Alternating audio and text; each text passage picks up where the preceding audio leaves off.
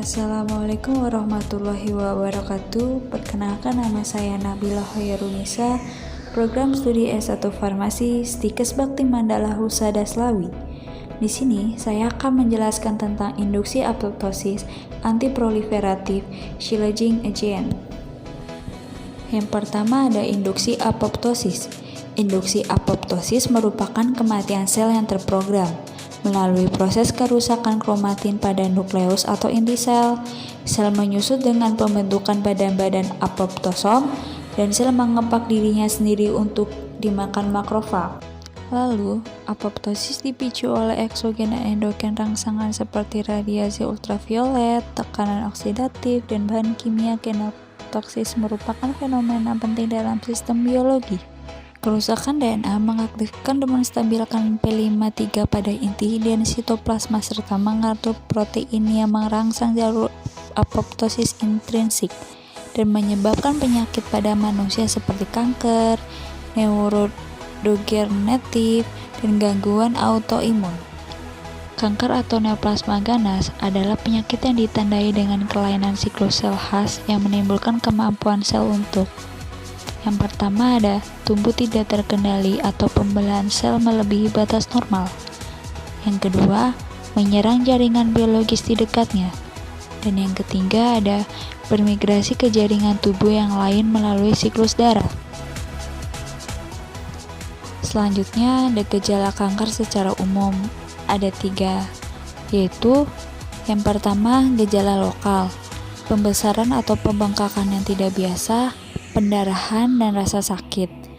Dan yang kedua ada gejala metastatis, pembesaran kelenjar getah bening, batuk, hemoptosis, dan hepatomegali.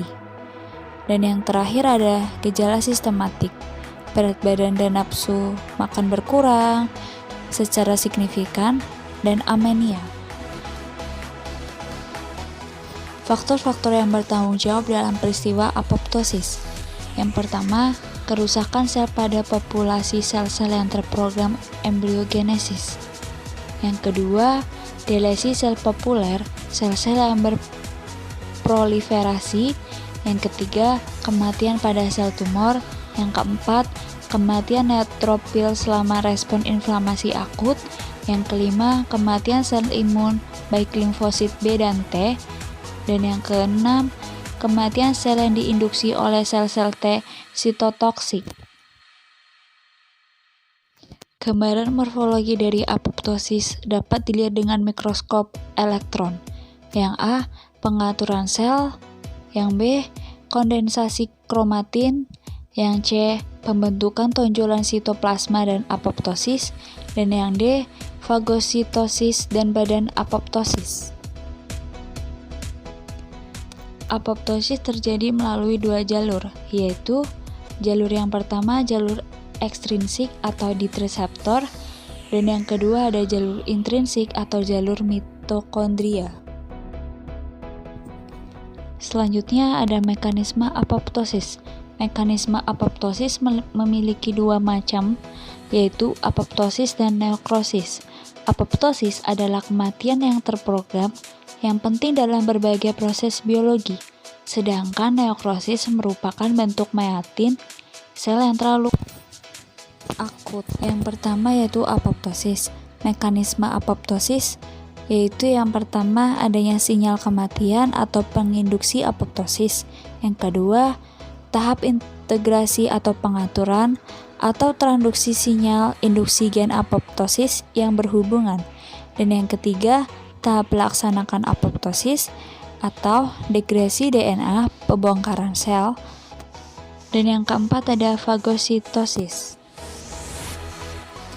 Selanjutnya ada nekrosis. Mekanisme nekrosis yaitu pembekalan sel, digesti kromatin, rusaknya membran plasma dan organel, hidrolisis DNA, vakuolasi oleh retikulum endoplasma, penghancur organel, dan lisis sel. Cara penghambatan apoptosis melalui ekstraseluler. Cara A, meningkatkan jumlah protein BCL2. Bila BCL2 semakin banyak, maka ia akan bersifat antipoptosis. sehingga apoptosis terblok. Cara B, mengaktifkan pH 3 pro-apoptosis sehingga apoptosis tidak terjadi. Dan yang terakhir cara C, menginaktifasi anti-IAPS sehingga apoptosis tetap bisa terblok. Pengobatan untuk apoptosis. Yang pertama, radioterapi. Radiasi pengion menginduksi kerusakan DNA yang memicu apoptosis. Yang kedua, kemoterapi. Kemoterapi itu ada beberapa macam. Yang pertama, merusak DNA dari sel-sel yang membelah dengan cepat dideteksi oleh jalur. Yang kedua, merusak apoptosis spindle sel. Dan yang terakhir ada menghambat sintesis DNA. Materi selanjutnya yaitu antiproliferatif. Yaitu sinyal antiproliferatif adalah sinyal anti pertumbuhan yang dibutuhkan oleh sel untuk mengontrol dan menjaga keteraturan sel serta homeostatis jaringan. Oleh sel untuk mengontrol dan menjaga keteraturan sel serta homeostatis jaringan pada keadaan normal, regulasi sinyal pertumbuhan ini menjadi faktor penentu bagi sel untuk berproliferasi atau istirahat. Sinyal ini akan mengatur perkembangan sel dengan memblok proliferasi melalui dua mekanisme, yaitu sel dipaksa keluar dari fase proliferasi yang aktif menuju fase istirahat G0. Selanjutnya, sel diinduksi untuk melepaskan potensi proliferasi secara permanen dengan diinduksi untuk memasuki fase postmitiotik. Dan selanjutnya, sel kanker memiliki kemampuan untuk menghindari dari sinyal anti pertumbuhan yang berhubungan dengan daur sel. Hal ini disebabkan oleh adanya mutasi pada beberapa gen. Materi terakhir yaitu chelating agent atau agen pelekat. Chelating agent atau agen pelekat adalah suatu komponen yang dapat membentuk kompleks dengan cara bereaksi dengan ion logam atau alkali. Kompleks yang terbentuk terdiri dari ikatan molekul yang tersusun oleh ikatan logam tunggal.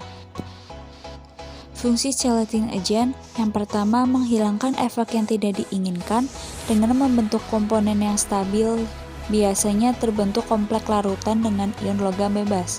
Yang kedua, mengontrol pembebasan ion logam untuk tujuan nutrisi. Dan yang ketiga, mengontrol pembentukan gel dari pengental. Sifat kimia agent. Chelating agent atau agen pelekat dapat diberikan dengan senyawa organik maupun anorganik. Oleh karena itu, sifat kimia dari agen pelekat bergantung dari senyawa logam yang diikat. Sifat kelarutan pengelat juga bergantung dari senyawa yang terkait, di mana ia dapat menjadi terlarut maupun tak larut. Mekanisme kerja. Agen pengkelat dapat diperoleh dari bahan organik. Contohnya seperti flavonoid. Komponen organik ini dapat meningkat logam dengan adanya gugus karboksil, gugus fenolik, dan dua gugus hidroksil yang berdekatan. Kemudian gugus tersebut akan bereaksi menstabilkan ion logam yang ada, kemudian membentuk senyawa kompleks yang lebih stabil. Senyawa kompleks inilah yang akan mengalahkan sifat jelek akibat logam tersebut untuk menstabilkan warna, rasa, dan tekstur.